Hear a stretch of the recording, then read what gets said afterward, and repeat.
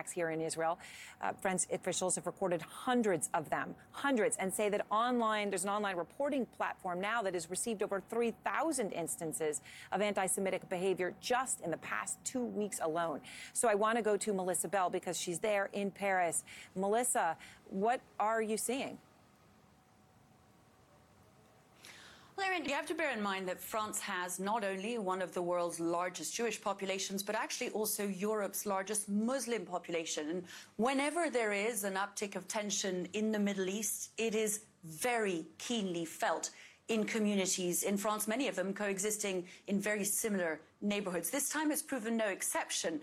And what we're seeing Europe-wide is a substantial uptick in those tensions.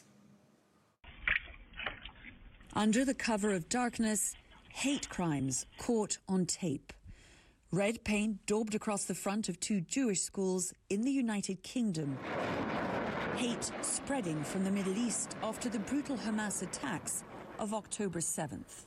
The day the violence started in the Middle East, we started to have anti-Semitic incidents in France. As elsewhere in Europe, on Tuesday, an attempted arson attack on a Berlin synagogue. In France, 327 anti-Semitic acts since the Hamas attacks, compared to 436 for the whole of 2022. And in the United Kingdom, 320 anti-Semitic incidents since the attacks, a fifth of last year's official total in just 10 days. We're trying to address both those real issues and the fear of it, which, as I say, is sort of ever present in many of our Jewish community. The response from Western European governments has been uncompromising. I promise you, I will stop at nothing to keep you safe. France's Interior Minister vowing that no one will touch a single hair of a Jew, and the German Chancellor describing anti-Semitism as contemptuous and abhorrent. In France and Germany, pro-Palestinian protests went ahead despite bans that were aimed at preventing anti-Semitic acts. When I see the demonstrations in American cities or on American campuses, I feel fear as a Jew, feeling something hostile toward me.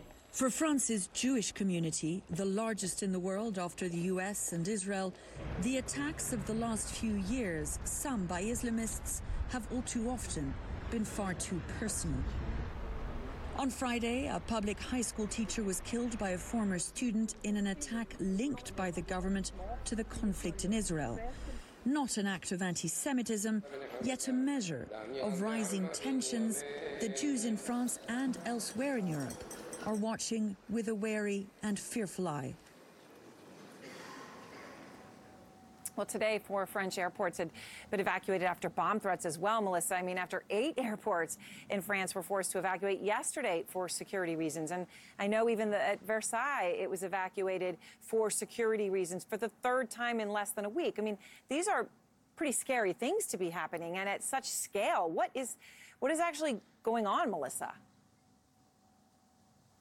I think what's been remarkable to watch this time, Erin, is just how quickly the tensions, as they rose in the Middle East, rose here immediately afterwards. We saw with that attack last week on that school teacher in which he was killed and a couple of other teaching staff were severely injured by a former student. Immediately afterwards, the terror threat level here in France was raised to its highest possible level. And as you say, we've had a series of incidents since, a measure really of that tension. The Louvre closing, Versailles as well, the airports closing day after day. The country is very much on edge. And bear in mind that this is a country that has a very recent and very bloody history of terror attacks. And you can feel on the streets of Paris a substantial police presence there as well, Erin, to reassure people that this is in hand. Yeah, absolutely. I mean, obviously, remembering the horrific Bataclan and what that city was like in those days as we were all there. Thank you so much, Melissa Bell. Phil. The U.S. intelligence officials